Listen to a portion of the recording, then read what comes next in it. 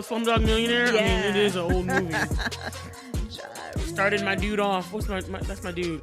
I like Dev Patel and Frida Pinto. I like them both. You know what? I meant to watch that movie, The Green Knight, but I never did check it out. Me too. Actually, I wanted to watch that as well because I thought the story was interesting. It's like a fable.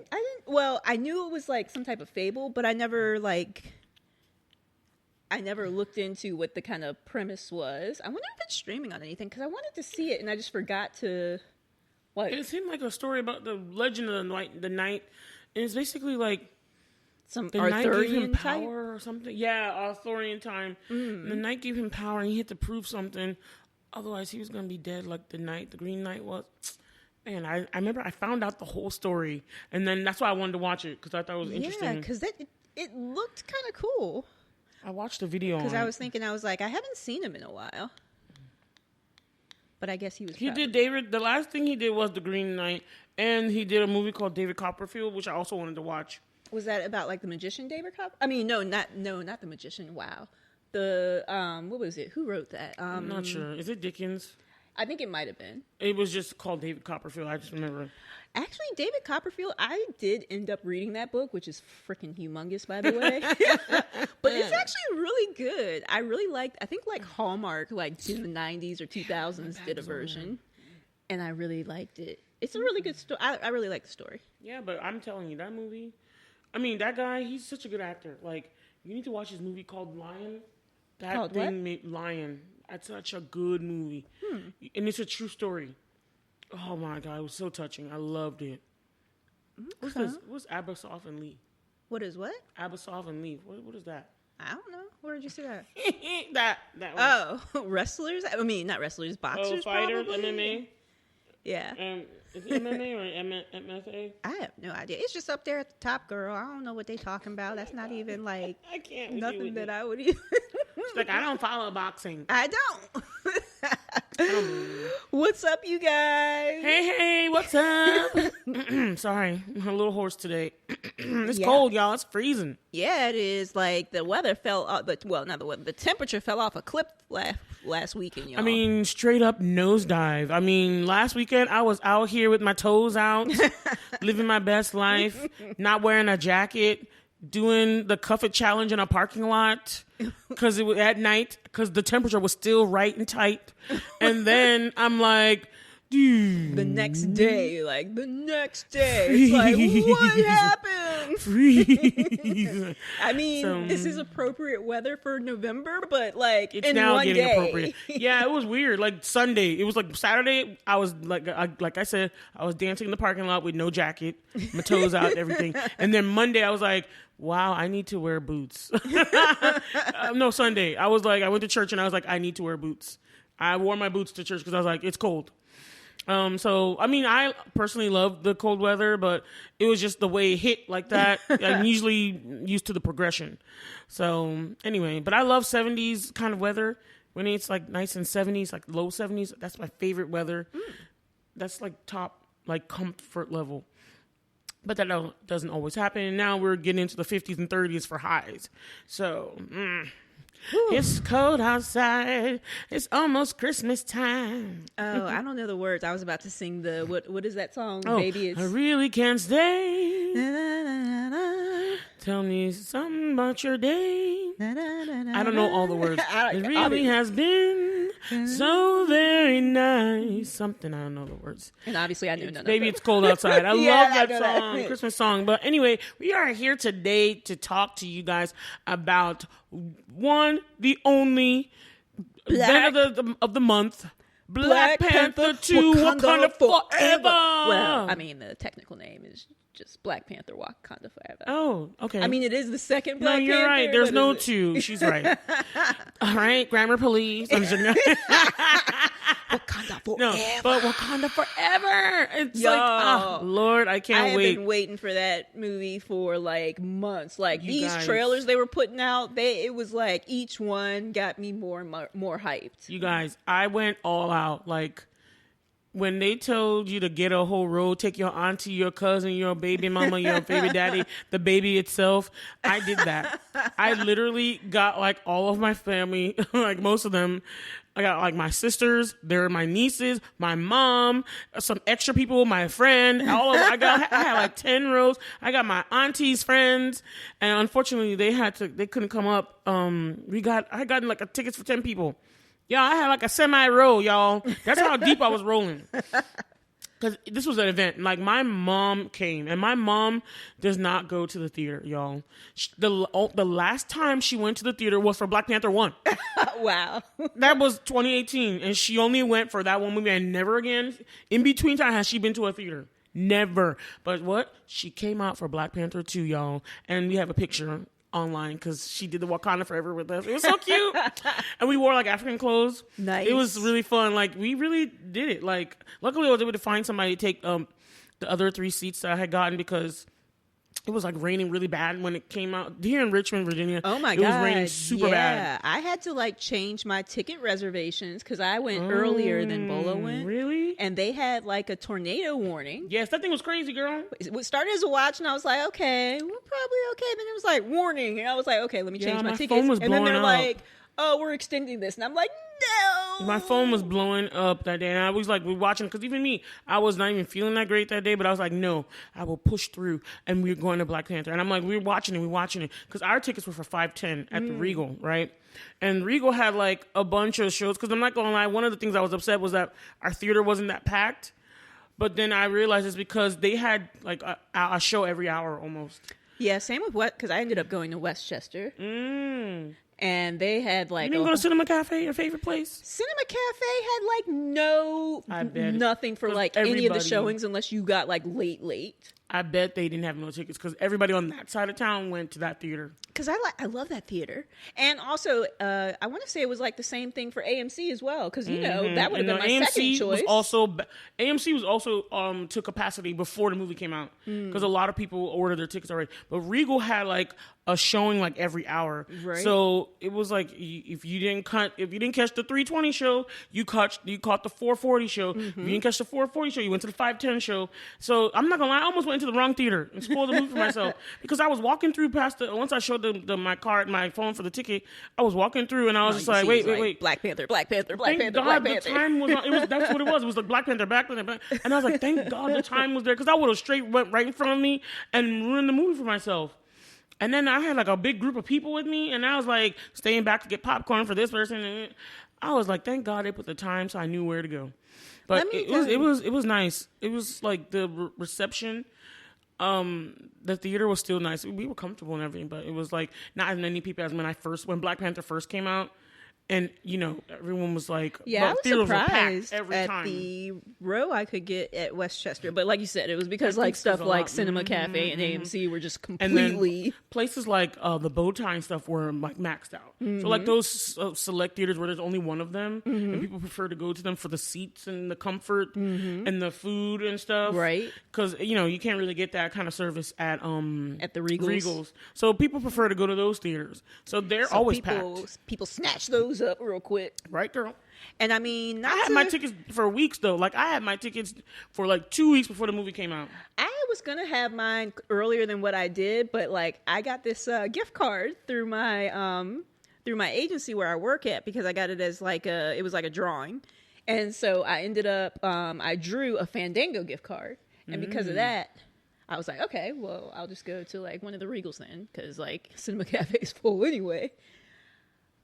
No one had picked Fandango for a while, I guess. The gift card was from like 2015 or 2016. So heck? when I put it in, it was like invalid. Oh my gosh. No. So then I had to like call customer service, and the customer service number on the back of the card wasn't even still. My God. They're like, Why this are they number giving you is guys no longer in effect. Please use this other number. Why are they giving you expired gift cards? That's they don't crazy. technically, well, they don't expire, but they deactivate if they've been like, for years. I'm like, dang. I mean, it was like 2016. So then I had to like call customer service, and then I had to wait a few business days, and then they had to like send me like a new code. Oh my goodness, that's a lot. So that caused me to be later in getting my ticket. I was not playing. I was supposed to get money from certain people. So I was like, let's share the load because Regal tickets were like $14, and I had to go to Regal. So like, because there's so many people. Because mine weren't that bad. Because mine were like 11 something, but that's because I had before. You had the early yeah, we had all of our tickets were like 14 something for the adults, and then the kids were like 11 something. Mm-hmm. The senior citizens was like 10. So, and then I had like a bunch of different people in it. I had 2 kids, I had like adults, I had 2 senior citizens. So I bought like everything came to like $140 something. Dang. For just movie tickets. Just the tickets for everybody. And I bought them. And then one person, she gave me the money, but the other person didn't. And I was just like, forget it. It's fine. I just want everybody to go to Black Panther. It was like, this is the cultural event of the season. Right. And I was like, I am not going to miss it for no dang tornado. And I'm glad it let up by the time we were ready. At the window, looking out, like the only reason I was like, "Oh no, it's not about." I mean, obviously, I was concerned with safety, but I'm like, "Please, tornado, go away so I can see this movie." I said, "I rebuke you, Satan. You will not ruin Black Panther 2 for me."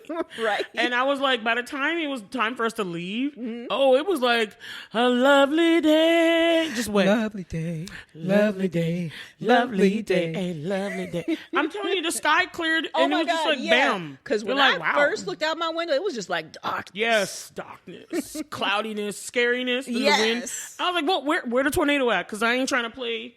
Because, we do get tornadoes here in Richmond. But, man, I was so glad that thing cleared up. I was like, ooh, 4 o'clock, it's fine. Let's go. And let's I know roll. We're not into the movie part yet. We still got to blur it out and stuff. But just talking about our hyped upness to it. I've never been more hyped for a Marvel movie. I think the only other one I got super hyped about was actually Thor: Love and Thunder, even though that one wasn't as great as I was as the hype. But it wasn't a bad film. We already reviewed that. Check that out, by the way. It's on our what did we give that everywhere. one? I forgot, like a 7 or something. Okay, yeah. But another thing I want to like touch on, just like hyping up to the movie. When I went to the Massanutten resort thing where you have to go to the oh, you mean the timeshare trap? Yep, timeshare trap. I mean, it's a trap, though. You know it's a trap. You know what you're getting into. Like, I'm going to get this free stuff, though. Mm-hmm. So I got a gift card and some, like, free stays or something with it. So I had, like a good amount on the gift card. So I was just gift carding everywhere. I was like, Mom, you want something to eat? You want this? You want this? You get something. You get something. Everybody you should have passed that to me. I ain't getting nothing to eat. I don't blame you. Swipe that card. That's right. Use but that I got money. to tell you, though, I was so hyped about this when we were at Regal and before we went into the movie. We go to the concession since they don't bring your food to you there at Regal. Mm-hmm. And they're like, oh, I'm looking up there. I'm like, oh, they got a commemorative popcorn box and cup. I'm like, oh, sweet. That looks awesome. So I order, I get a pizza. We get a large the popcorn and the drink were for the collector thing. And the dude tells me my total. He's like 38 something. I'm like, say what? I was like, no, actually, I didn't say that. I dropped it. I said, the hell? I told you don't do it. And I looked at my mom. I was like, sorry, Mom. But I straight up cursed. I was like, what the fuck? What the fizzuck? But I'll tell you, I did actually shell out for it because I had that gift card. Had I not had that gift card, we would not be doing no commemorative nothing. It would be like thing would have stayed there. But this is like the first time I've actually been like excited enough about something where it's like, oh yeah, I want the commemorative. I know, right? And I was so upset because they had options. They had like the toppers, and they had Nakia, Okoye, Shuri, and M'Baku. And of course, I love me some Okoye. So I was like, the dude at the popcorn thing, he was an older black dude. I was like, you guys have Okoye? He don't know who I was talking about. I was like, that one right there. You got her? I want her. And he was like, is this like a topper for the drink? Yeah. Oh, okay. So you can sip the straw through her head or something? I didn't actually put it on there. I just wanted it as a collectible. Oh, okay. You going to show me what it is? You going to show me? Yeah, I'll show you. Remind me after we're done recording. I'll show you. But they only had Nakia and M'Baku. And I mean, they're cool. But I was like, cool, though. And I got Nakia. Because also it was Nakia with that green uniform from the River Tribe. That was the bombest outfit in the whole movie to me. I liked it a lot. But that's just to tell you guys that I was excited enough about this movie that I shelled out $38. Me too. I shelled out all that money because I was like, nah, we going on time. We going on the first day. We doing it. And it was a holiday too. It was Veterans Day. Shout out to the veterans, by the way. Thank you for your service. However, I was like, I'm going to the theater. So I was like, I'm about to buy stuff. I was looking to buy some stuff. Like any Black Panther things. Like I literally almost bought a hoodie again today.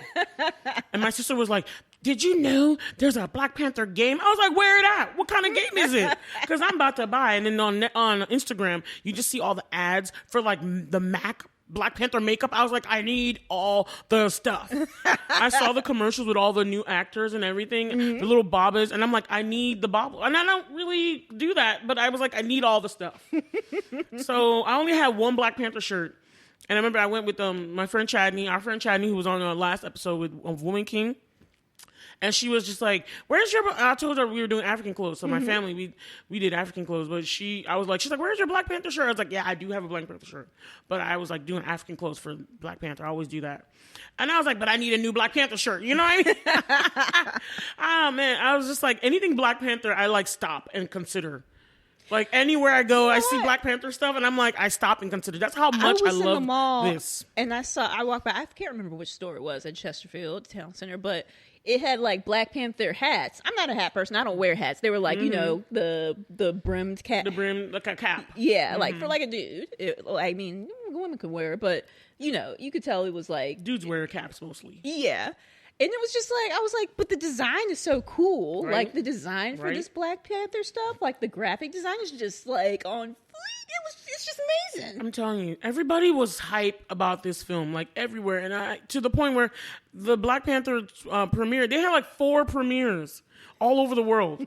They had one in LA, one in London. The last one was in Mexico, but not New Mexico, Mexico. And then the third one was in Nigeria. Shout out for my people. Niger. Oh my God. And I'm telling you guys, I was looking at all the fashion at all the premieres, and I'm telling you, nobody did it up more than the Africans. Nigeria, whoop, whoop, in his house. Y'all need to just go look up the Instagram posts. Like, they really, like, overdid themselves. Like, I was talking to a girl who is Nigerian, and she lives in Nigeria, and I was like, look at this. And she was like, I'm not going to lie, I even thought they were overdoing it. I'm like, This is the first time Marvel has done anything in Nigeria ever, and the premiere, because there's so many Nigerian artists that contribute to the soundtrack, like Burna Boy and Thames and some other ones, and so they were like, yeah, we need to have a premiere on the continent. And I was just like, the Nigerians, all the stars from Nollywood and stuff, they showed out. Like, I love the costumes, and they got creative with it. It was beautiful, but like, I'm telling you, it was like a thing everywhere. Everywhere there was a premiere, everyone was going out. Oh, I loved it. And I'm like, everyone was supporting the film. It was just like Woman King again. We went out and people supported. And yes, I mean, Black Panther was like, again, hit records. Like 330 million, like the first weekend, like globally, just the first weekend. People were seeing it multiple times. Okay, I saw it twice, and I was like, I still want to see it one more time. But what I liked this time, I'm like, I guess our blurred out is. I mean, I have other things I wanted to talk about, but yeah, I'm really blurting out about Black Panther. Yeah, we're blurting out about Black Panther. I just love Black Panther so much, and I love what they did with this film. I can't wait for us to get really into it. But let us take some time after like a 20-minute. I haven't even listened to all the podcasts yet and the reviews. I just been watching the interviews and just like soaking in the film and like my feelings about it. But I will blurt out about 2 things. I'll try and keep it to 2. Yeah, I'll keep it to 2 things. The first thing I would have to blurt out about is I watched on Netflix. This was for Halloween, but we haven't done an episode since we did the Halloween episode. Or what was our last episode for October? I think it was Black Adam. Okay. So we haven't done anything since then. So I watched the like Halloween film, The School for Good and Evil. I love that. That was amazing. Was that considered a Halloween film though? Yeah, it was. Because the time it came out, and then it was like good and evil, and it was like witchy, good and it's Halloweenish. Okay, there was no monsters in it, but it was Halloweenish. I haven't watched it yet, but you guys, it's probably not a Halloweeny film. It's It's probably very Halloweeny good. for Bola, who's like a big scaredy cat. And yeah, because it has witchy themes. Like, to me, it will go in that vein, but it's not horror. It's just not horror. But I don't think all of Halloween is horror. You know what I mean? I don't think all of Halloween is horror. So that's why I was able to watch it and it was fine. But I really, really liked it. It had my dude. It had Kerry Washington in it. It had Charlize Theron, Lawrence Fishburne, and then it had my dude not Kit Harington, Kit Young from Shadow and Bone. He played Jesper, the black dude with the gunslinging. He was amazing in this. He had like a double role. He was playing 2 roles. It was very good. It was really good. I've been meaning to. I just hadn't gotten around to watching it yet. Speaking of, when is that second season supposed to come out? Shadow and Bone. They've already filmed it, so they've got to do the editing now. Okay. So it's probably going to come out next year. Okay. Sometime next year, yeah. So, but they've done all the filming for it. I know because I follow everybody on Instagram. Shout out to my Shadow and Bone. I can't wait. My honorable mentions would be I'm also very happy The Crown is back, but I haven't watched it yet, y'all. So my honorable mentions for things that I've watched this week, or at least recently, that were really, really good. I watched randomly, Rihanna does like a Fenty Savage Fenty or Savage something? Fenty show, and I watched it randomly, and I loved it. Like, it was awesome. Also, Winston Duke was in it. Shang-Chi was in Simu Liu was in it. Johnny Depp, the lady from Abbott Elementary show, Lee Ralph. Also, Burna Boy was there singing. There was some other people, and I like how she did it like a show. It wasn't just a fashion show. It was like a experience. Like, it was like a story element. It was a lot of dancing. There was performances mixed in, and then the runway wasn't just like a regular runway. It was like a set. Okay. And then people were dancing. They had groups of people doing all sorts of things. The music was fusion. You could hear some Spanish music. You could hear some hip hop, of course. You had like the Afro beats. You had like, it was poppy music. It was good. Okay. I was surprised. And then you saw Taraji was on there looking sexy. What? Yes. I love the Taraji. little girl from Blackish was in there. So many people. Like I said, Winston Duke was in there showing the thighs and them short shorts. Hey, that was my main inspiration for watching it was the Winston Duke in some shorts, okay? Wow. But I was like, okay, Rihanna, I see you with this. And I'm not going to lie. I might try to get some Savage Fenty. Like, it looks like the stuff that I saw looked great. I was like, this is pretty good, actually. So shout out to that because that was better than I thought it was. Okay. But it was like a performance, and I liked seeing it. It was really short, 40 minutes. That was good enough. And it was just like a nice little artistic pop. And I loved it. And I was like, this is a cool, like, you could do fashion shows like this. This is cool. Like, everyone likes a regular runway or whatever, but this is more elevated. And I think I like this. I like that they had performances mixed in. I like that the people were walking in a way that's sexy posing, but it was like, it wasn't a runway. It was just like a set. And they would just pop out of different places and they'll just be in different places. And they had different people. They had like I liked her show because they had different sizes, different colors, different nationalities, ethnicities, all up in there. Okay. So shout out to Riri because she's doing her thing. And she put it down on that song at the end, the Lift Me Up song. She's on the track for Black Wakanda. Panther, Wakanda forever. Yeah, so I'm going to keep it at that for my blurting out. Shout out to Riri. Shout out to the School of Good and Evil. It was very, very good. All right. Well, you know what? I'm going to take it back to Halloween-y themed stuff because I watched this thing also on Netflix. It was a series called The Watcher. Oh, what's that? It was suspense thriller, I guess you would consider it maybe, or maybe suspense. Heavy on the suspense. I don't know how much of a thriller you would consider it, but it was very good. I don't know why I thought you were talking about The Witcher. You said The Watcher, and I was like, wait. No. I had to be like, wait. Because I was like, I know what you're talking about. And then I was like, no, I don't. You didn't say witch. You said watch. But yeah, that was very good. And then I went back and I finished The Last Kingdom. I think I was telling Chadney about it like the other when we were that's the one with the Vikings and stuff? Yep. And that was a really great series. Okay. Really great. Like, just all the way through, like, just consistently great. Right? So, I'd recommend it. Awesome. And it stayed strong. So, yeah. The Last Kingdom, I feel feel like there was... No, I think that's going to be like my main ones. I've started rewatching House. Oh, no. Yeah. You're not going all the way back. I need to watch. Like, there's so much new things. Mm-hmm. I don't want to go back to old things I've seen unless it's like for nostalgia or something like that. Like, I'm not going to lie. I started watching Black Panther 1 again. Like, we watched, as soon as we left, I'm back to Black Panther again. I'm sorry. Let me let you finish your, because it's so awesome. Let me let you finish your Blurred Out first. No, I was just, I was saying that partly for nostalgia and also partly because I didn't finish it. Like, I watched a good bit of it, but I never watched like the final 2 seasons. I think it was. Countdown. Sorry, I pulled a U, and I normally don't like to do that while you're talking. So go ahead, but I don't know why. But yeah, that's why. Because even though I have show ADD, I also have show OCD. So it's like, even though I might skip around, at some point I'm like, I gotta finish some help, it. Please. Y'all can help Whitney out.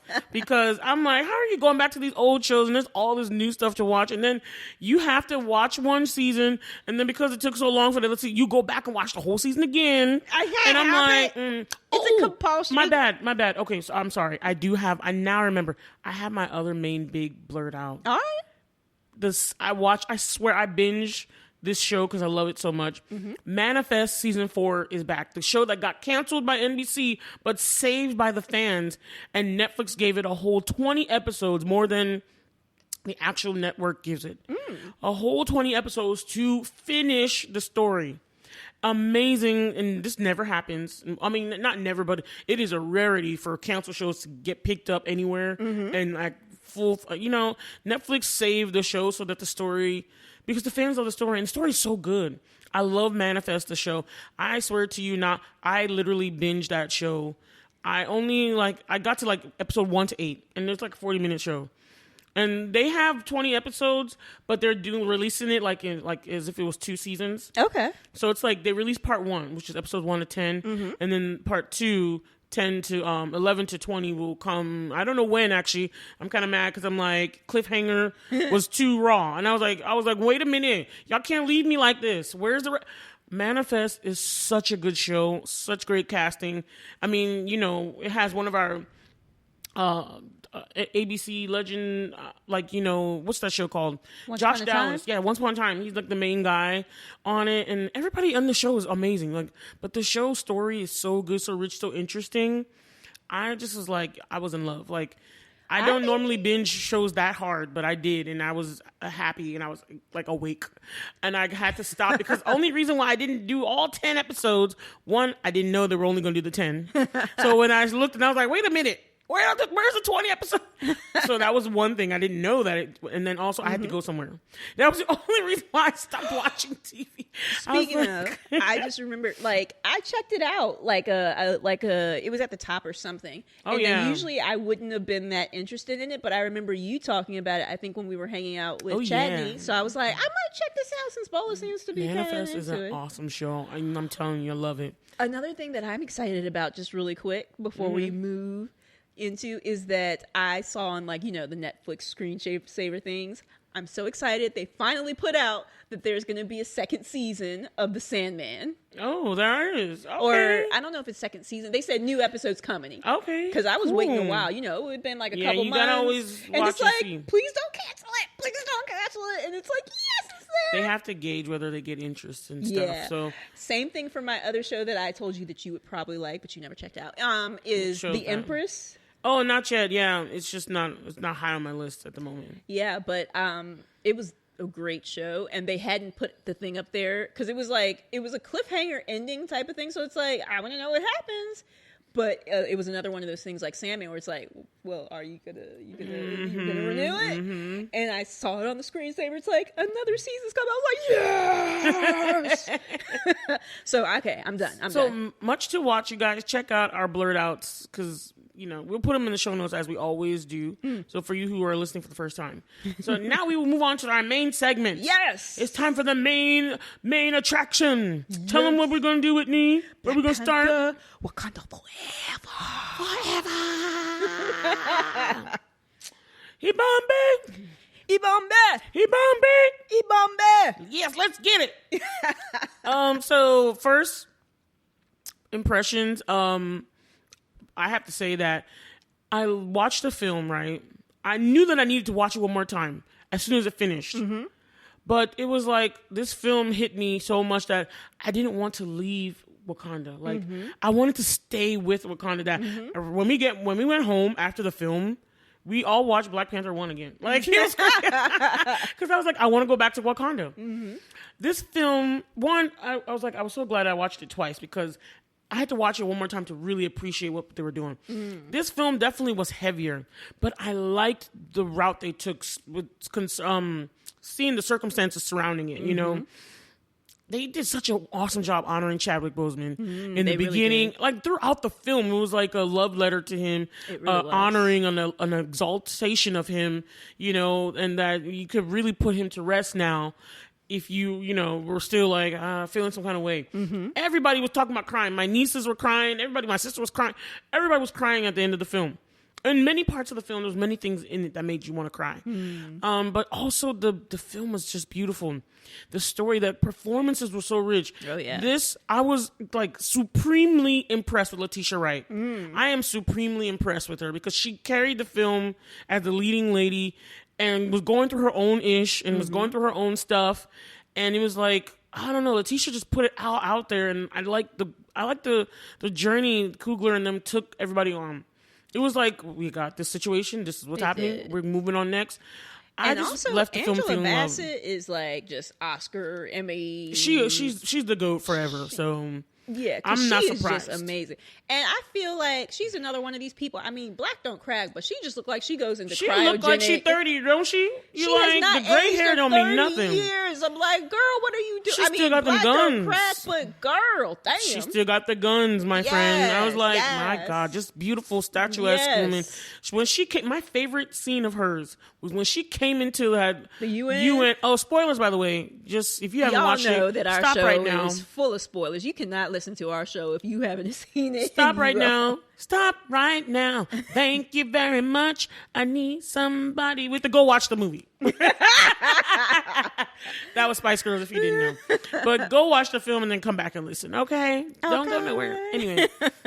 But yes, let's talk. Well, the sadness that was her untimely demise. I was so mad. I was mad too. But you're right. Go back to the UN because that was a powerful speech. Yes, she threw it down. She's like, "Let me tell you guys something." She was like the African mom. She's like, "Oh, don't think I don't know what you're doing." And I just love that she was like, "Oh, y'all like, why is Wakanda hoarding their stuff? One, is their stuff. Two, she's like, oh, y'all think I don't think y'all." Like she was like, "Y'all don't think I know what y'all be doing? Plotting, planning, scheming." She's like, "Okay, you want receipts?"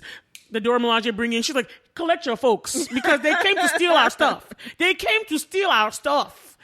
I got you." And she's like, she just threw it down. I was like, yes, oh my God, I'm too excited. I'm too excited. Scene when she was like, "Have I not given everything?" She my acted God, she her stole ass the scene. Off. That thing was hit me. I was like, whoo.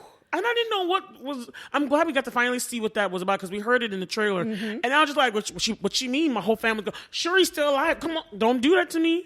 Don't do it." Not knowing she was the one that was going to die. Yeah. Oh, I'm so sad. I was so, yes. I was shocked. I think I was winded. She's such a strong character. Like, Angela Bassett is a strong actress.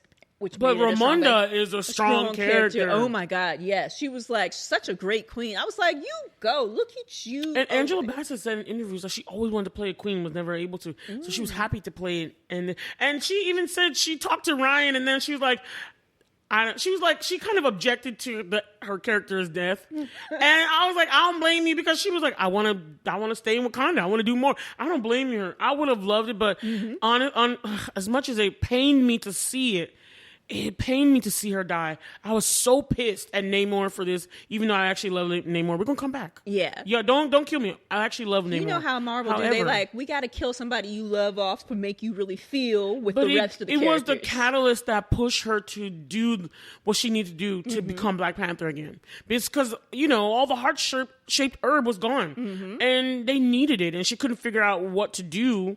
She was trying to use it to save her brother, and she couldn't make it.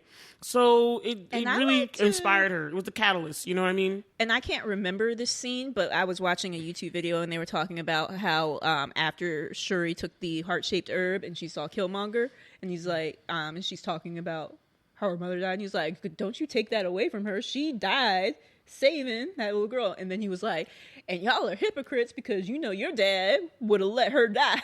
And I was like, oh, that was some powerful stuff right there. I'm not gonna lie, I was surprised. I was like pleasantly surprised because I was like, who are you gonna bring back?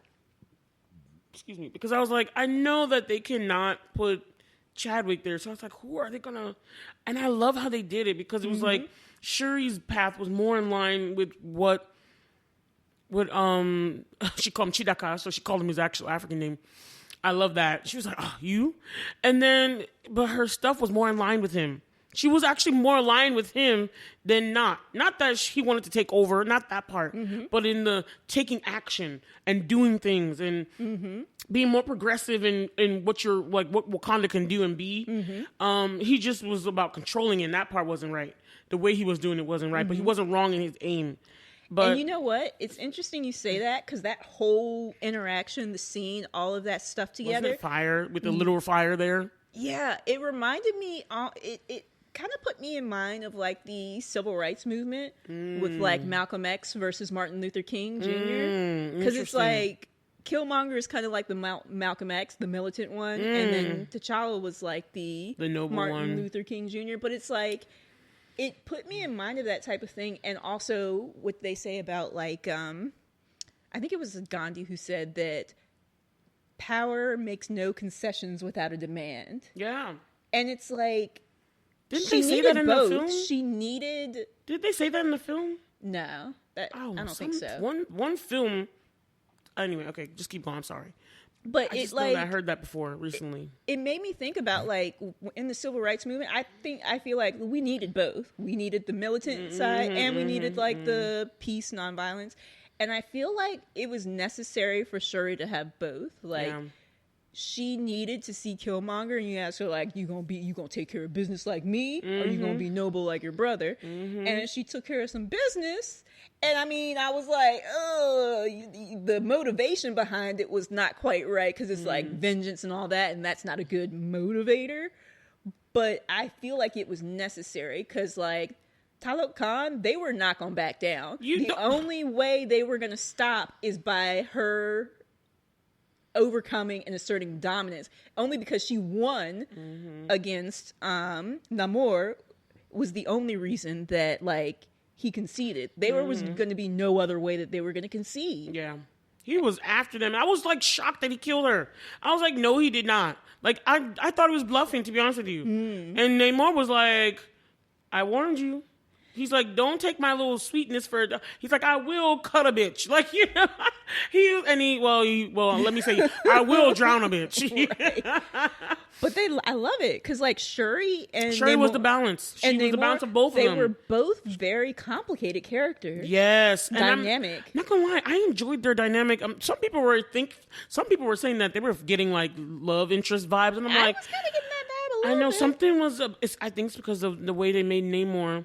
Namor was like, I think there's something there that wasn't there before. And he wanted to forge an alliance, but I don't know what his aim was. Like I'm still not sure why he wants to like burn the world. I'm not sure why he wanted to do that. But I do understand his fierce desire to protect what was his. And like their whole civilization was preserved because of, you know, his fierce protection. Yeah. And he's like, anybody get too close, I take them out. That's it. And I love that because, like, just like Wakanda, like, they shielded themselves from everybody, and they did it because they wanted to protect what was theirs. And I love how, like, you're looking at him like, dude, not cool. Like, you gonna burn the whole world down and protect. But at the same time, he's like, I want peace. I want peace with Wakanda. I want to forge an alliance with Shuri. But then when like they escaped and stuff, he was like, all right, we're gonna burn their shit down.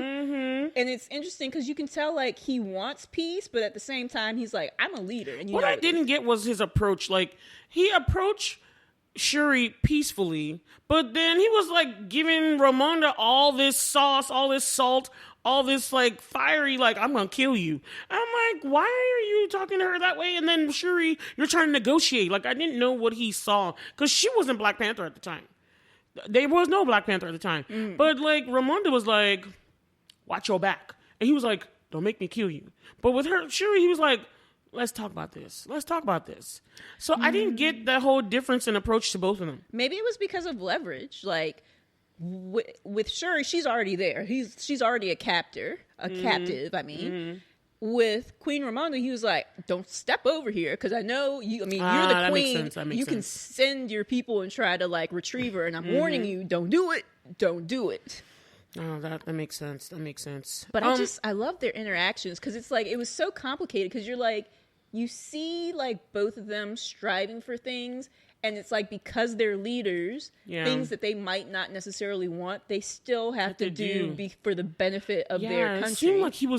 It seemed like he was not fully, but there was like a slight, I don't know if it's mercy, or just like, I don't know if it was, I can't call it remorse, but there was something in him at the end that like, and that's just a nod to Tenoch Huerta, who really acted his ass off. Amazing. I'm like in love with him now. Like I follow him. I don't speak Spanish at all, except for gracias and de nada and sombrero and whatever I learned from Dora Explorer.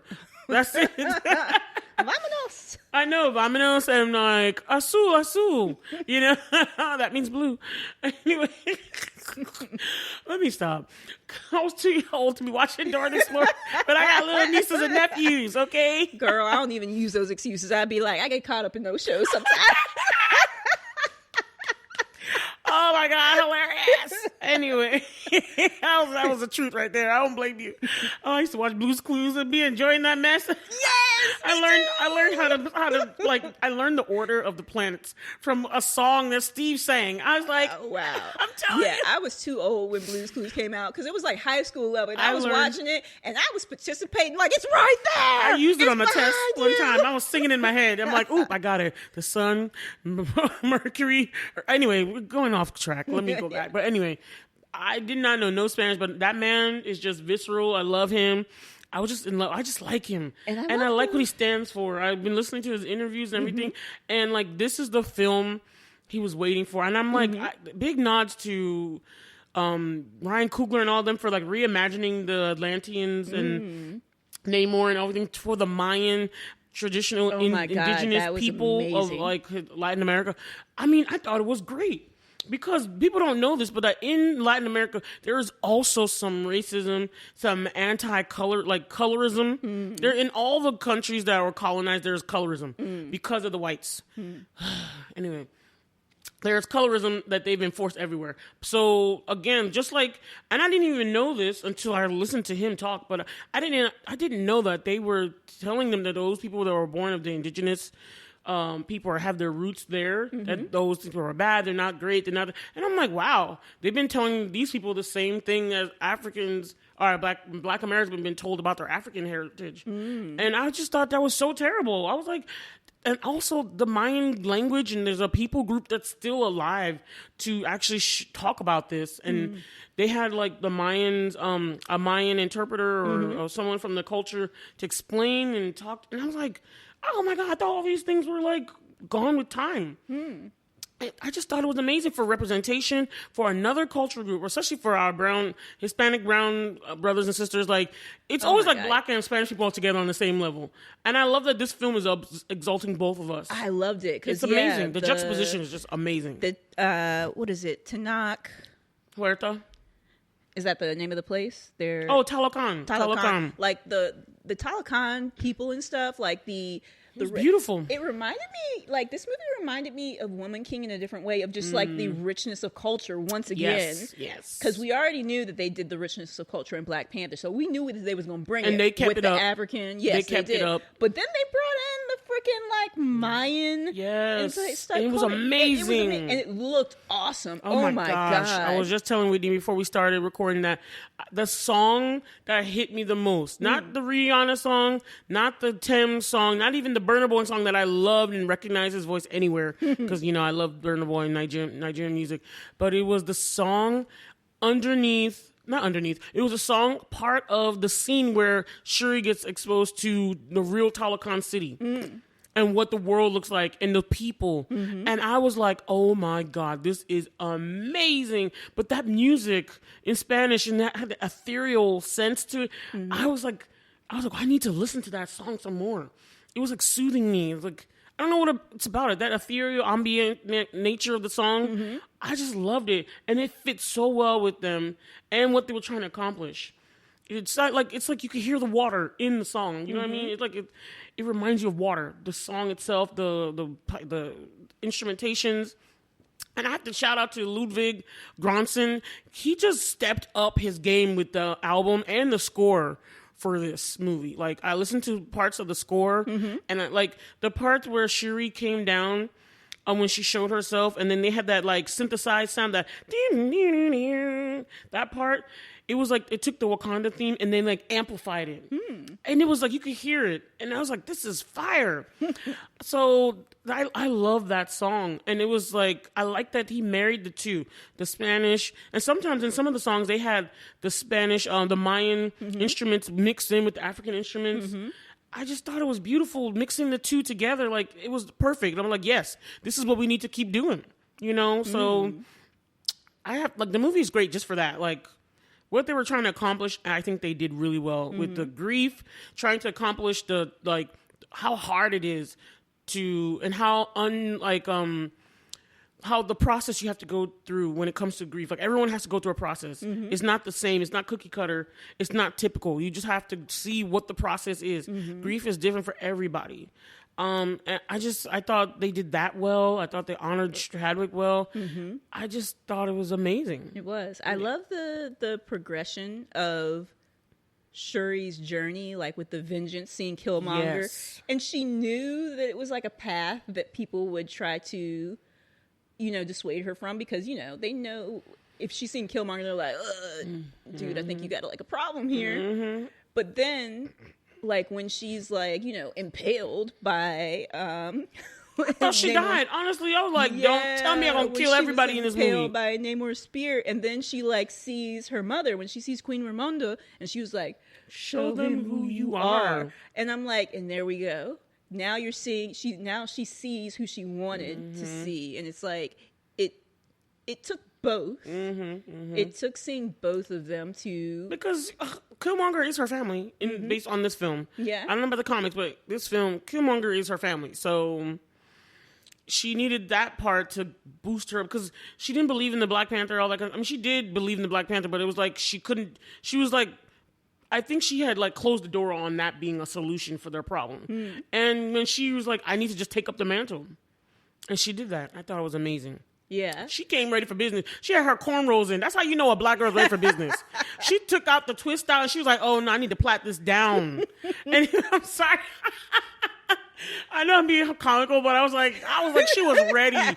She took that helmet out. I was like, oh, she got her cornrows in. She mean business. Don't mess with me. It's business. And you saw the way she was talking to M'Baku? It's business time. You saw how she was talking to M'Baku? She was like, we gonna do this, and you gonna help me. M'Baku had to sit down. He was like, wait a minute. I know, right? I'm feeling something from it. I'm like, okay, I'm gonna have to listen. She just had such command, but also I know she was fueled with revengeance. But I love that she tempered that vengeance with like the nobility of her family, of the nobility of Chadwick, because she says in the film that somebody asked her, "Who taught you all this stuff?" My big brother. And I just honestly, all the scenes where they showed him, you just gotta get a lump in your throat. Yes. It was a wonderful tribute to him. It was a wonderful movie, but it also served as they did a very wonderful tribute to him throughout. Yeah. I think his wife would be proud. I think he would be proud too. And he was just a great guy. Anyway, let's get into some other characters, because there's a lot to talk about. I know we're not going to get through everything. I just want to talk about Nakia's green uniform. Oh my gosh, seriously, that's the only thing. Ruth E. Carter is doing the damn thing. Right? I bet you she 3D printed that fabric, We were talking about Ruth Carter in that outfit. Yes, y'all should check out the earlier episode that we did on the Ruth E. Carter costume exhibit that was at the Tubman Museum in Roanoke. Yes. Check it out, you guys. And we also did a YouTube video, so you can see some of her other work that she's done. But she is doing the damn thing, because I was like, dude, that green outfit that Nakia had on was beautiful. Like amazing. I like Shuri's Shuri's version of the Black Panther suit was also amazing. I remember, I'm not gonna lie, we were speculating about this in the previous episode when the trailer came out, because, you know, the trailer coming out was like a big event too. Yeah. It sparked so much conversation. And then later on, as some more pieces get released, we see that, okay, so they decided to make Shuri. It was like very clear before you watched the movie that Shuri was going to be Black Panther based off of the dots they had put on. They finally made it clear, but like the first trailer they put out, we we weren't sure. People were analyzing the booty. Remember, like that's a man's booty. No, that's a girl's booty. Look at all that juice. I was right. I was like, that is definitely a girl's. I know. Anyway, it was like Black Panther will return. Let's talk about. First of all, I love that during the scene. The funeral scene for Chadwick. I remember somebody, shout out to Travis, who we met through BlerdCon, who asked me because he knew I was Nigerian. We talked. He asked us on our Instagram account. He's like, "Hey, can you tell me how was the funeral scene? Was it like close to actual African tradition?" And I was like, you know what? You're very right. Like it was very close to African traditions because most of the time, westernized funeral services or going home, whatever you want to call them, those things are more somber and everyone wears black and it's more demure and you're just like sad. I would say that's more like maybe Caucasian culture. Probably more Caucasian. The Black people services, I would definitely say there is more music, but it's still more somber. But there is music. It depends.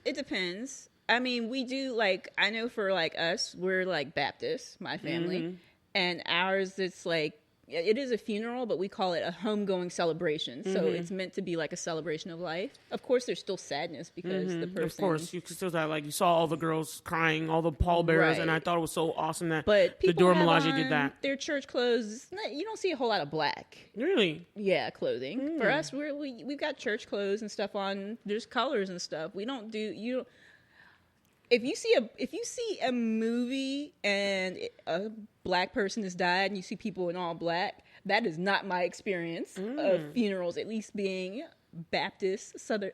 We're not Southern Baptist, we're just Baptist, but we're Baptist and we're in the South and we're a black family, and I have not seen that. Because I mean, even the ones depicted on films, I always see the people wearing black and stuff, and so, okay, I will take that.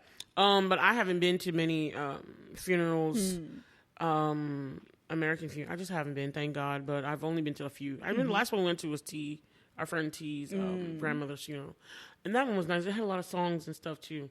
But with African ones, it's like there's always singing and dancing and color with everything. Even as you're going, you're sad, but they will dance and sing and rejoice with you. They will cry with you as well, but there's always singing, rejoicing. So I like how when they were coming through, you saw everybody singing and dancing as he was coming by. And I'm like, that's legit how Africans do their thing. And there's pallbearers. People carry the casket. And the only thing was the all white. That is not normally done. Normally, everybody wears each culture does something different. And so that's why I was like, maybe certain other African cultures, they wear white.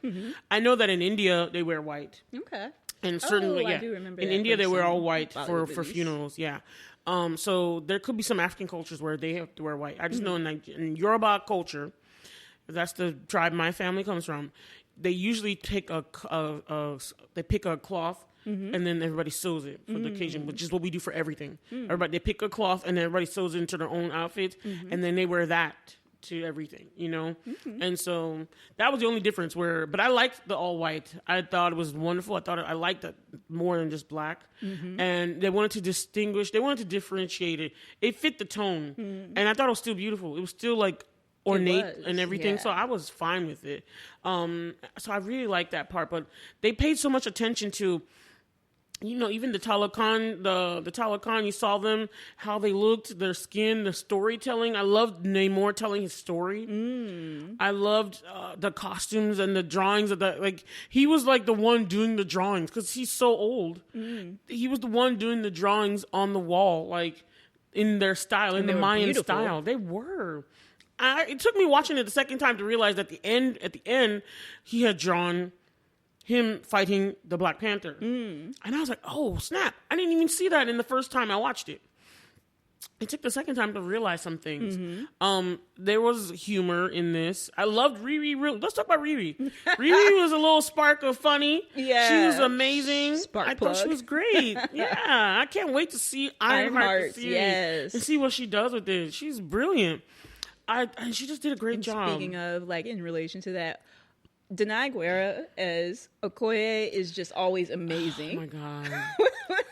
Every time. The way she took on the Atuma, oh my God. Her and him were like, they matched. were like, yeah, they're like, nah, man, like, this is a worthy opponent. Like, I want to keep fighting. And Namora was just like, I was mad. She was bitter. She's like, we should not have let them go. How you going to yield to them? I was like, Namora, you forget who you're talking to? This is Akukukan, okay?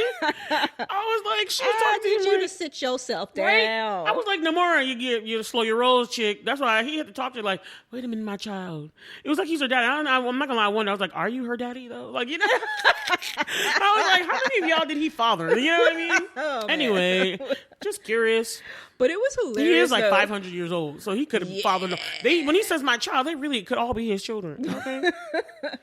I like that they turn back to their regular color under the water, but then they turn blue above the surface, which is just very interesting. And I love the masks. And the like, water mask. Speaking of, like, well, that's again kind of going a little bit more back to the costumes, but like cinematography, this was a beautiful film. Movie. Oh my God. Fight scenes were amazing, colorful. The music was everything. There's so much good in this film. I love the drama, I love how more it expanded the world of Wakanda. Like I said, I did not want to leave. I was in it. I was just in it. You know what I mean? I wanted to stay. I loved the politics, the dynamics. I even love like our guy Ross in there and that whole Valentina thing. Oh my God. Can we talk about that for a second? Yeah, because she's like, I was looking at her during the movie. I was surprised she was in this. I was glad that I watched the YouTube video before we started recording because I was like, why does she look familiar? Oh, you don't remember her from Falcon and Winter Soldier? You know, I do. She popped up at the end. But it's like, it's one of those things where you recognize someone, but you don't remember where. She popped up at the end. Was she in Hawkeye? She was the one who was recruiting. No, I know who she is. But was she also in Hawkeye? She popped up somewhere else, or was she in at the ending scene of Spider-Man? I feel like it was I know she was talking to Yelena, but so was it in Black Widow? She was in the end of Black Widow. Okay, yep, because she gave Yelena the assignment to kill Hawkeye, and then that went into Hawkeye series. That's right. So she's a devious little something. I heard she may. Well, we watched a video today that she may be a Skrull. Yeah, Secret Wars is coming. That's all I gotta say. It's true. She's a crazy one. I was like, Ross, you really were married to her? Like, she is a trip. Let's talk about some things we did not. Before we do, I just want to talk about Riri real quick. Oh, I loved the scene when like you first encounter Riri and she throws the throws the like boombox. And Okoye was like, small gas. See how they treat that guest. I was like, that's such an African thing to do. And then she's like, I got this. And then I love that she picked up another one. She's like, they were like, well, see how you handle this guy trying to kill you with your little hita. I was like, she was like, what? Oh, no, I'm coming with y'all. You know, it was amazing. I love how they opened and introduced her. It was very natural. We know who we're dealing with. Brilliant. I love how she said to be young, black, and gifted. I was like, there you go, girl. There you go. And then, that's interesting because I really liked Riri Williams in Wakanda Forever. And I kind of want to compare and contrast because Marvel did a great job introducing a new character. And I want to compare that to like Black Adam. Yes, I said the same where exact they had thing. These other people, and you're just like, this doesn't feel. They need to copy. I'm sorry, DC Studios, listen up. Look. Is this thing on? Is this thing on? Listen up, DC Studio. You just need to start copying. Let us just do this. Let's run by this. Imitation is a serious form of flattery. Y'all need to go and copy the Marvel playbook because y'all stuff is missing. It's lacking. I'm sorry, Black Adam. Something was missing from something was missing. New characters. You're just like, I mean, if he would have appeared in another film, it would have been better. Because then I'd be like, oh, I care about this character. But remember, we had such a hard time connecting to him from the beginning. And then his attitude was like pushing me away from him too. I'm like, what the hell is this guy doing? Just making a mess, you know? And I was just like, what is he doing? I'm actually talking about the secondary characters. Oh yeah, those ones too. I didn't give a damn who they like, were. Yeah, you're just like, I don't These really random care. ragtag group of people. Don't care that They're much. Justice Society. But as opposed to like Riri, she did compare you when you look at it. She was didn't have completely that much new. screen time, but I was invested. I liked her. I really liked her. You don't even know all her story yet, but you like her. You invested. They just introduced her well. I don't know what it is. DC, they have a curse on them or something. Anyway, I don't want to talk about them. This is Wakanda's time to shine. Okay, yeah, but it's a good way to shine to show how it wasn't done as well. I agree. That's exactly the comparison I made when I watched it too. I was like, nah, if only Black Adam could have been this good. And with all that CGI up in there, you know what I mean? With all the thousands of people working on there, somebody didn't look at the script. Anyway, back to Wakanda. Anyway, so let's talk about some things. Like there were so many awesome things. We probably will be here for a little longer than we need to be if we talk about how awesome the film was. Let's talk about anything that you were like surprised, uncertain about, or even you didn't like. Were there any cons for you, Whitney? You know what?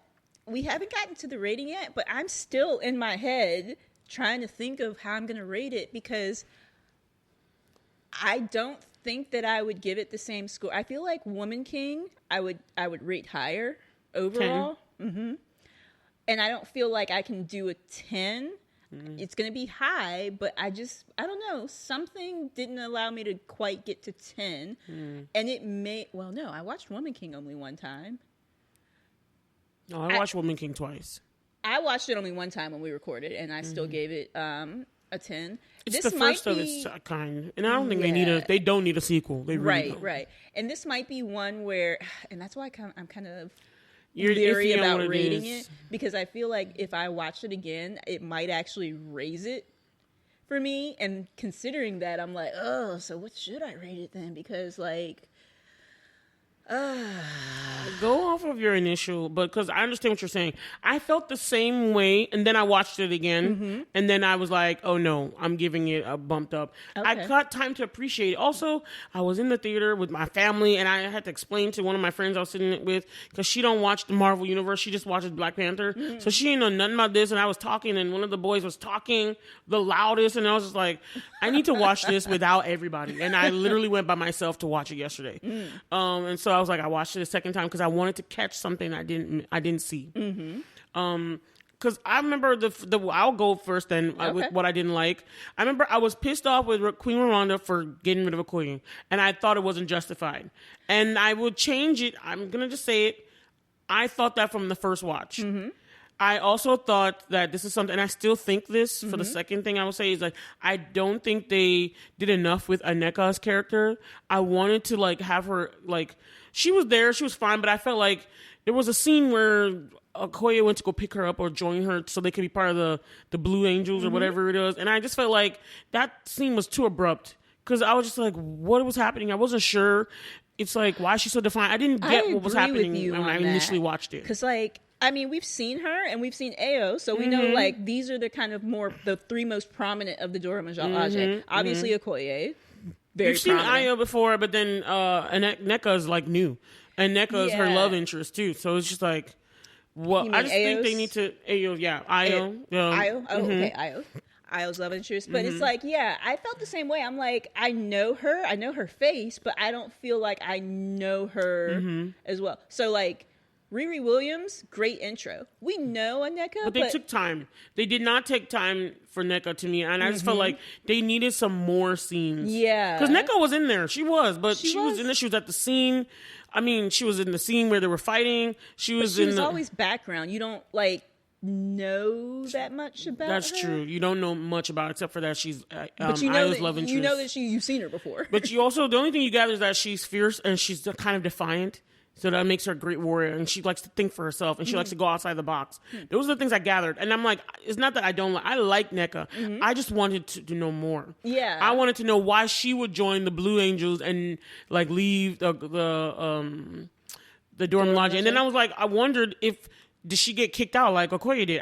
That part was just too abrupt because there was a reason why she went after her to go and join them to do this. So I was like, I just need more there. But I know that they probably had not enough time because the movie was quite long. It was. But I enjoyed every minute of it. I wasn't It was like, I didn't think it was too long. 2 hours and 40 minutes. It was 2 hours and 40 minutes, which and people is thought it was long. hefty for a movie, but I didn't feel it. Wasn't like Endgame like 3 hours?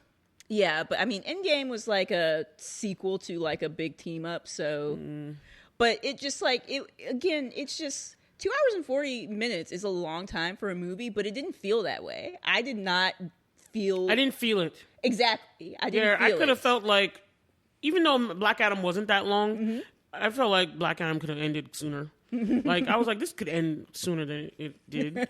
But it was only like an hour and 40 minutes. So. Oh, really? It wasn't that long. Dang. But it felt like it was long. And I was like, this can end now. Like, that's how I felt watching Black Adam. I wanted it to end. And I was like, all right, let's push through. Okay. But this one, I didn't want it to end. I could have stayed in Wakanda for another hour, like, seriously. Yeah, it did not drag at all. It had excellent pacing. And then my third thing was that it wasn't clear to me until I watched... Before you say... Oh, well, no, go ahead. The third thing I didn't get was it wasn't clear to me what was happening with the M'Baku when they did the trial for the throne. It wasn't clear to me what was happening there. Like, I was like, was he becoming king or somebody's fight? I just was like, what? I felt like I feel like I understand what was going on in that scene. I feel like M'Baku is going to be the new king of Wakanda, because I feel like it would have been Shuri, and as long as no one challenged her. And I doubt that anyone would have challenged her. Because she's the Black Panther. Yeah, and she's like, she saved her entire country. Like, decisions she made, things she did, saved their entire country. And she negotiated well, okay? Yeah, and M'Baku is basically there like, Shuri couldn't make it, so basically it's like she ceded her claim to the throne to him, I feel like. So short of anybody challenging him, that he's going to be the king of Wakanda now. And so Ross didn't get to go to Wakanda, but I felt like at the end of the film, they might have taken him to Wakanda because, she did like go and bail him out. Like, not bail him out. She went to go and like kidnap him from going to jail. And I'm mad that I feel like that's bailing out almost. You're right. But I love that. And I'm like, hey, Ross, you're going to have to chill in Wakanda. But I wonder, though, because I never saw at any point in the movie. I mean, Shuri did give like Okoye the new uniform, but I didn't see anything that confirmed to me that she was reinstated. No, she's not. Okay. She's not. And I think there is going to be a series called Okoye. So I feel like she's going to be having her own little adventures. And that's what I was wondering. So because of that, and she needs the freedom from not being the leader, the general. So. And because of that, the fact that she wasn't reinstated, I wonder if Ross is going back to Wakanda. Maybe he's just going to be like buddying up. Maybe. Falcon and the Winter Soldier style. It's endless. The options are endless. But yeah, I had to watch the movie the second time to get rid of that whole... That was the only thing I was like really irritated by, besides them killing my girl off. But that was for the story. I was just like, I thought Ramonda's response to her was too harsh. I'm glad you came back around. But I did come back around once I watched it again. I was like, wait a minute. No, I mean that you came back around to that, because then you kind of switched. Oh, my bad. Because I wanted you to talk about what you were thinking about that. Yes, my original thing, I thought it was too harsh because I was like, this woman was trying to save your daughter. I was like, do you know that she took on like all these people by herself? And I was just like, chick almost died. She got like blown into the water. Not only did she survive a car crash, she got blown into the water and still came back and was like, please give me another shot, And it's not her fault that Shuri just like went with her by himself. I was just like, y'all ain't have no compassion for her. And then the queen like threw that whole Wakabi thing in her face. I was like, it's not her fault. Her man was a treacherous biatch, Sorry, I got really heated about it. But I was like, I was feeling for Okoye, so I was like, don't demote her. I felt for her, but I understood. Go ahead, Whitney. I understood Queen Ramonda's like where she was coming. I understood like she was. I feel like, coming from an emotional standpoint, she is like upset. She was like, I told you not to take her. Yep. You took her anyway. And that's what I had now to think it's on you. So it wasn't Okoye's fault, but I understand why she was angry about the situation. Yeah. And then she was like, and I looked at it and I was like, you know what? Ramonda was coming from a place of hurt and grief herself because she did lose her husband. She lost her son. Her daughter has been kidnapped, and they don't. It's a nation that you do not know what they're gonna do. He could have killed Shuri if he wanted to. And at that point in the movie, I don't think they even know that she was alive at that point yet. They just didn't know where she was. They just knew she was abducted, and they couldn't find her. So yeah, she could have been like. That's what I'm saying. She could have been dead. Mm-hmm. So it's in her. That's why she was like, I've lost my entire family. And I was like, you know what? I watched it the second time, and I was like, wait, no, the gravity of what happened to her is worse. Yeah. And then she threw the wakabi thing in her face because she's like, you can at least go and see your husband. He might be in jail or wherever they have for the traitors. Mm-hmm. But she's like, you can still go and visit him. She's like, I can't visit my son. I can't see my husband. And now I don't know where my daughter is. So I saw that and I was like, wait a minute. Yeah, my sister was telling me this the first night when we watched it. And I was like, nah, she was too harsh. But then I looked back and I was like, no. And then she did, like you said, she told her, like, do not take my child out there. It's not going to work. And she's like, all right. I just thought Okoye should have had some backup. That's the only thing I was like, but it was just an extraction mission. So I understand why she didn't have any backup because she's like, we're just getting one child. We can come back. But because of the threat of them, they should have had some more people, I think. Maybe then Shuri would have, not been taken, or at least they could have withstood the attack. But it was also kind of a weird thing. Like, how did they know who it was and where to find? I guess they had somebody monitoring them. Like, I'm not gonna lie, it was weird how they just showed up. It was because, like, the whole reason it seemed to me, like, I can understand why Okoye thought there was like this was just going to be like a, one and done guerrilla mission. We're gonna go snatch this kid and come back because, like, it seemed like the entire reason that. I wonder if Talokan has war dogs. Like Nakia's a war dog. I wonder if Talokan had some because I was like, how did they know where they were? Yeah, how did they know? Because, like, it doesn't seem like it would be easy for them to do that because they turn blue. They're, like, easy to spot. Like, that's what I thought. Either he was coming out of the water and looking. Oh, yeah, and plus, I don't know. they can't even breathe outside the water, so they gotta have that weird thing on. So it's like, that's hard to blend in with. So how did you get the intel on where this chick is? Because it seemed like the reason he went to them is to get them to do the work because they're like, we can't be all up in there. I know. I don't know how they get their intelligence. So that's something interesting that I'm like, what's the network? That would be nice to explore next time. That's kind of a thing that's not explained. It was a good reason for why Okoye would not think that they would need. And plus, you take too many people and then you're conspicuous anyway. They just need to get her and get her out. You're right. Because they did not know, like, they didn't know, the government, the U.S. government did not know that Wakanda knew who took, who the scientist was because they didn't know who made the machine because they're like, that's not us. We don't know what that's about. Like, what do you, like, we don't know nothing about it, And they were, like, accusing them for what the Talokans did. And they're like, that's not us either. It's like, we didn't build nothing and we don't know nothing. And they're like, why y'all blaming us for everything, But those are I don't think I have any cons, really, for the movie. Like, that to me, like, the Queen Ramonda thing, I don't think it was... It's not really even a con. It was just something I didn't like at first. It wasn't justified. But it also was understandable. Yeah. Because, like, if you're, like, a mother and you're like, I already had reservations about this, you're going to be upset. I might have done the same thing. And it's like, you didn't do your duty. She didn't. So they were like, hey, you gotta go. She just... Keeping her safe. The situation was beyond her ability. I had so much compassion for Okoye. I really did.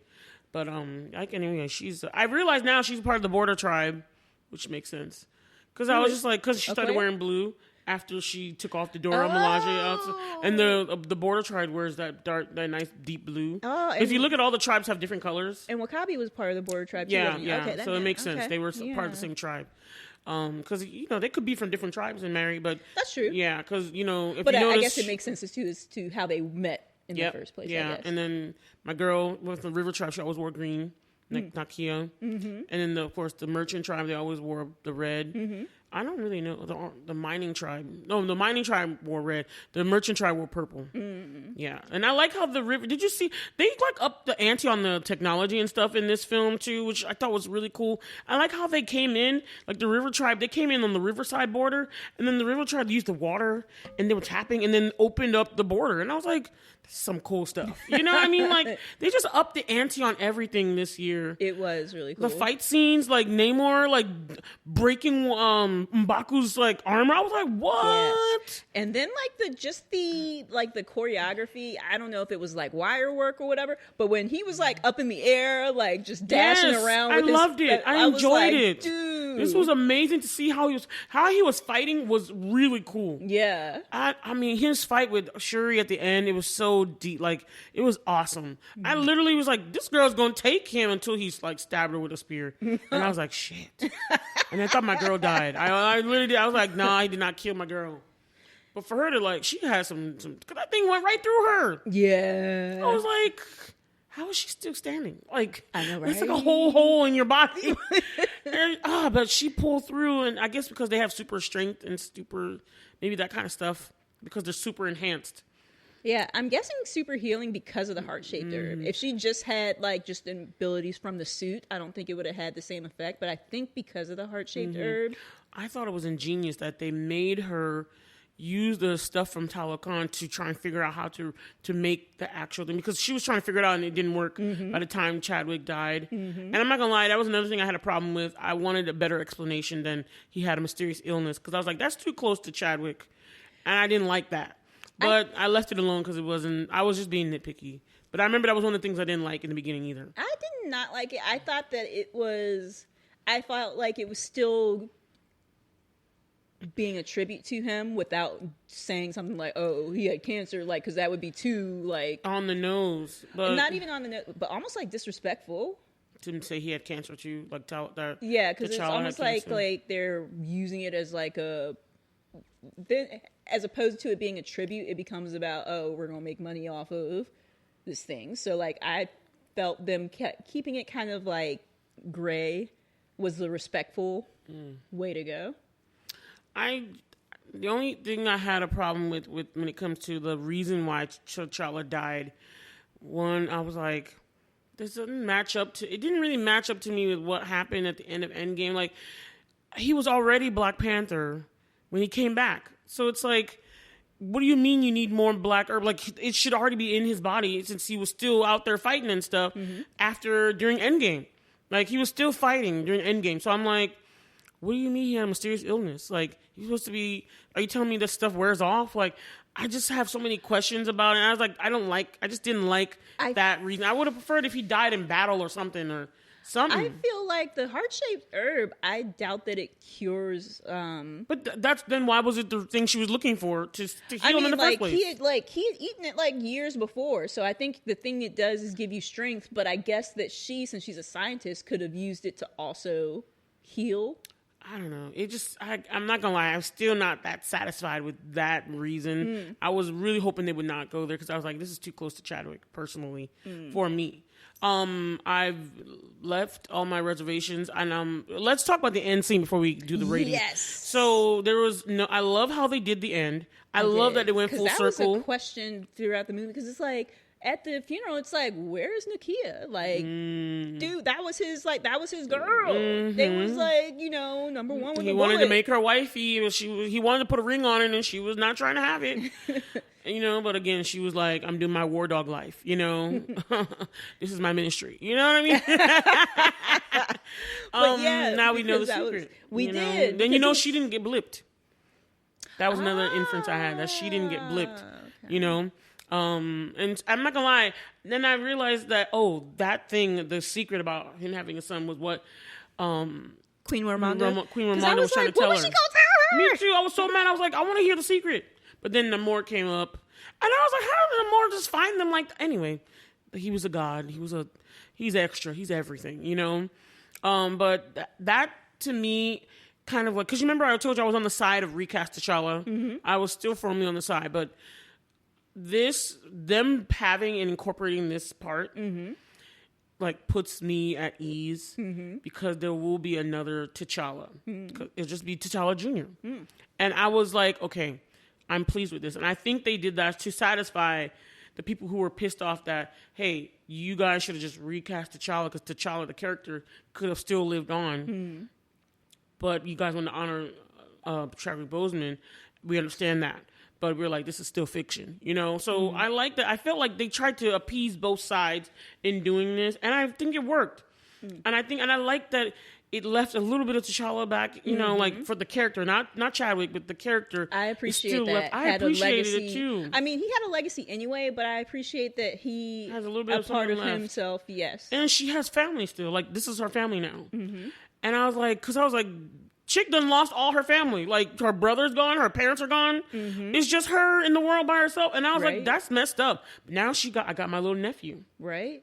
I got Nakia now. Like I love that they did that. It's like she was lost family, but she gained family at the end. I love that. Nakia was still there, but she was Nakia away. was not her. Like Nakia didn't marry him, so she was just a friend. Like a friend. Okay.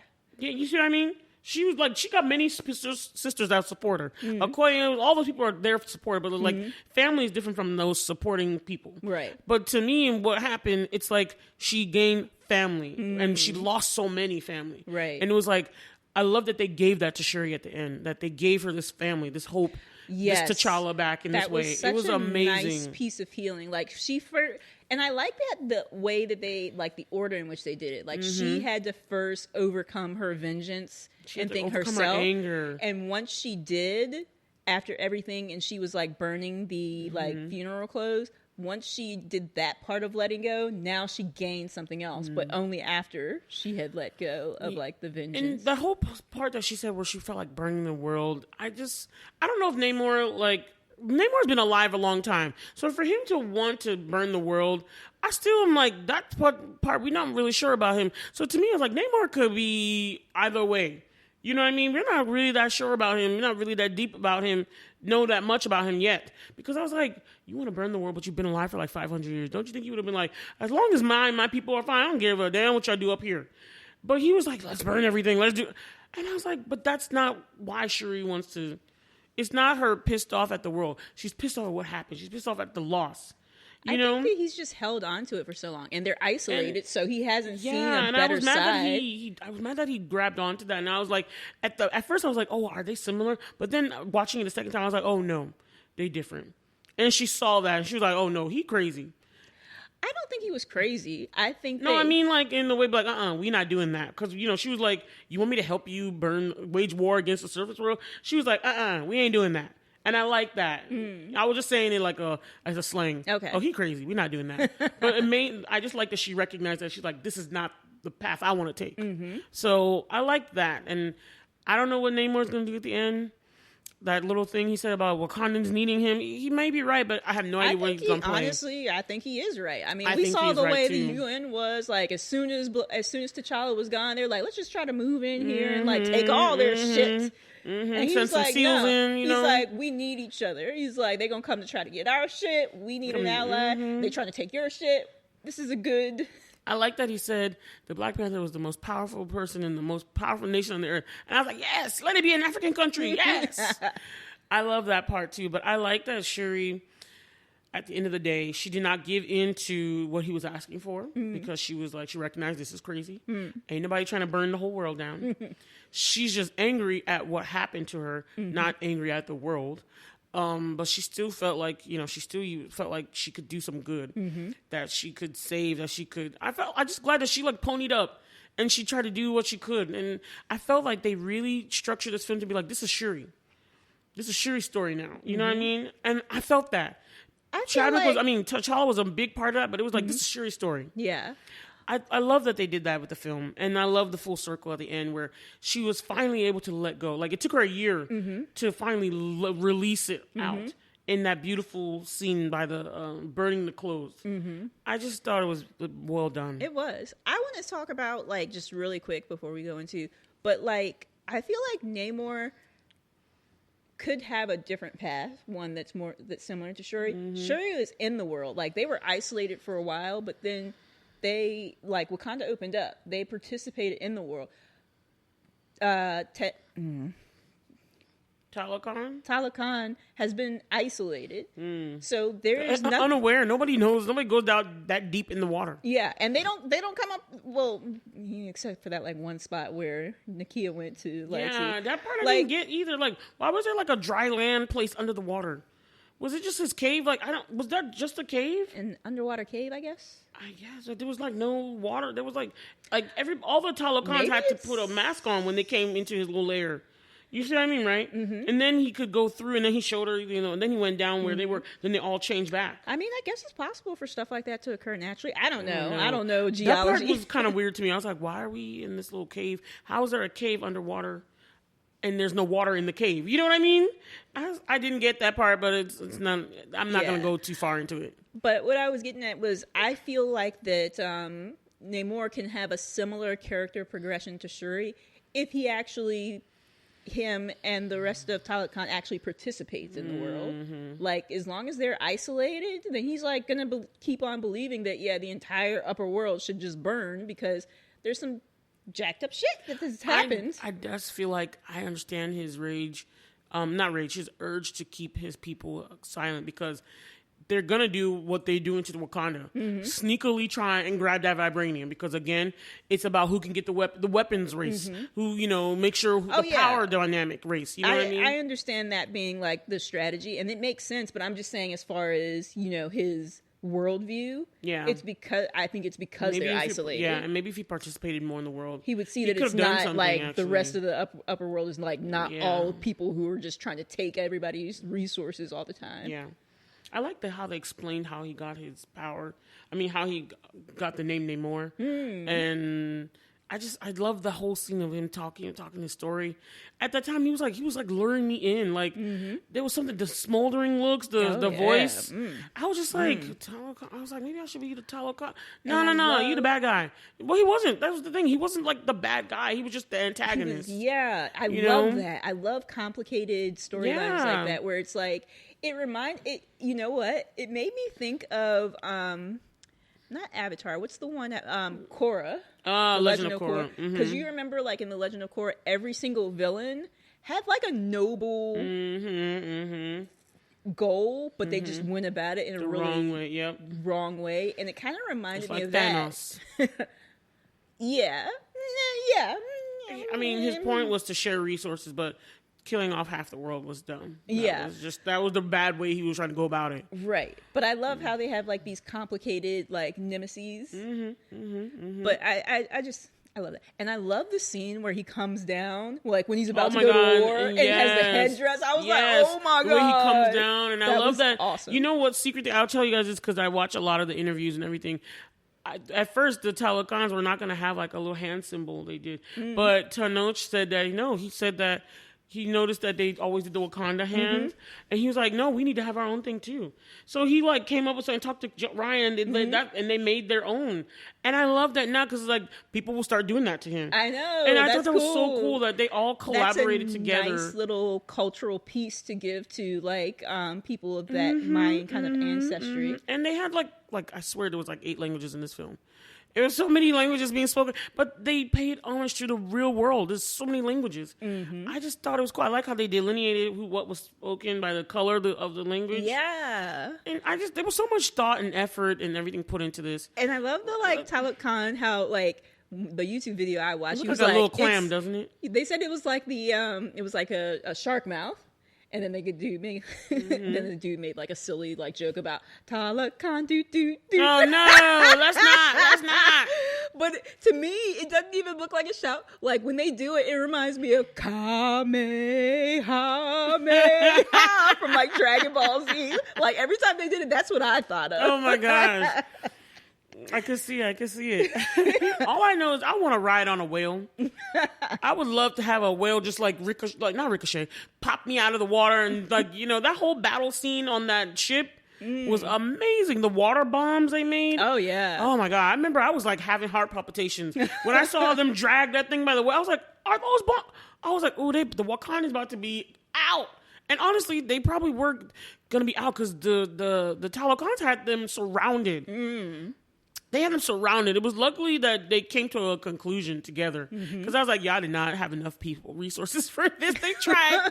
But that whole like using their voice to like Oh, yeah, straight up sirens. Yes. Like, it was, dude. There's so many things in this film. I can't even get into everything. Because, you know, it's in, like, Greek mythology and stuff, like sirens calling sailors to their death. And it's I think in the Spanish language, like, word for mermaid is, like, sirenitos or something. Oh, okay. So I just think that's interesting because it has something to do with the sirens. Yeah.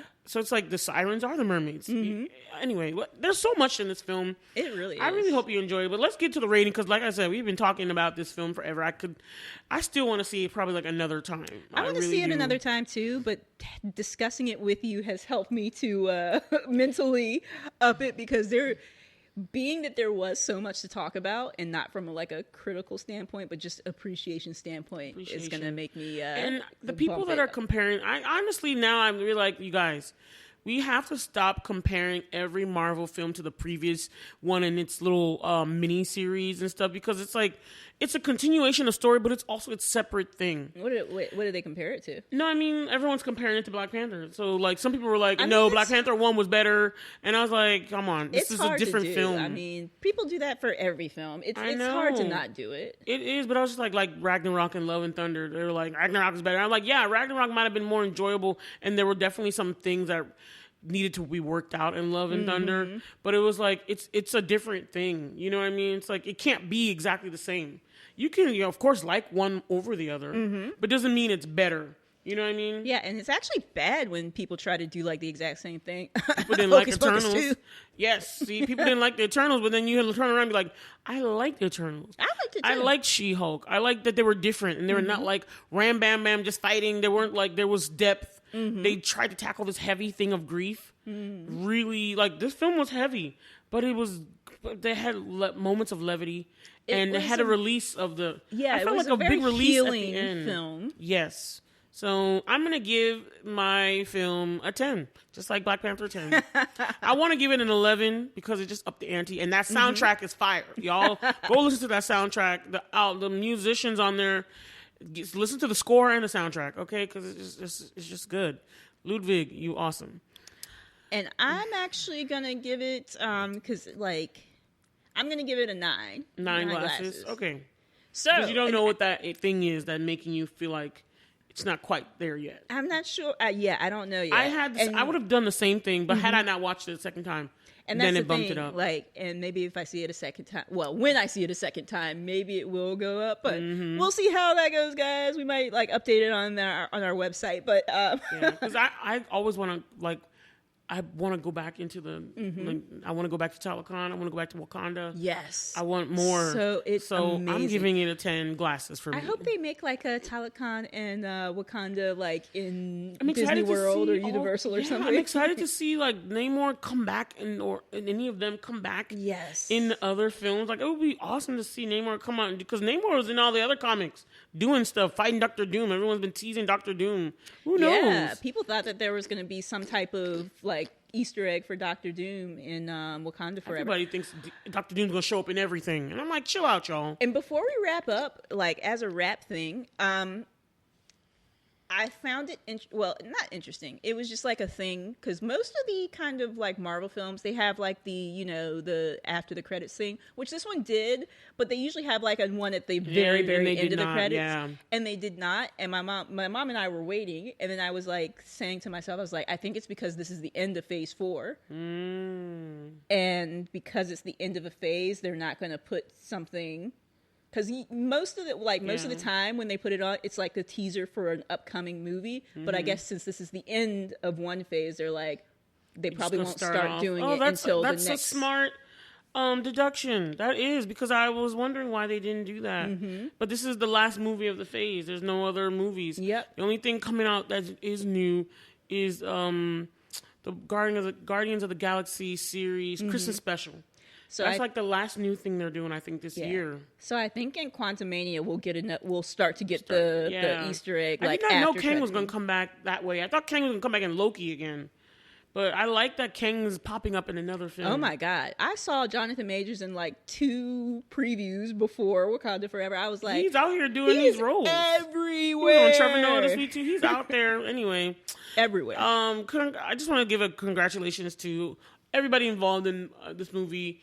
It was much anticipated, and it delivered. I don't care what nobody says. It delivered. It was and I implore you all, go watch it again. Go support. Yeah, I'm gonna go see Wakanda it again. Forever it up. Wakanda Forever. And congratulations, Morewa. Oh my gosh, it's so cute.